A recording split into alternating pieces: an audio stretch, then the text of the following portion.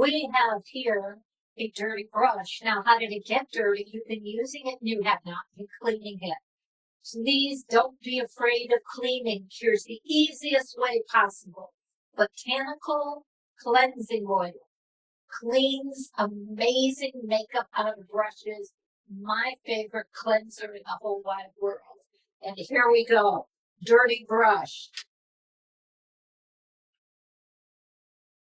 Oh, about 3-4 drops. The brush is not wet. We're just moving that to loosen it.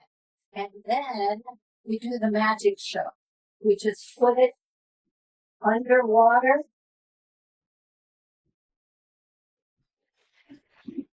And we maybe press it a little, never pull on it, never rub it. And then we have voila, clean brush.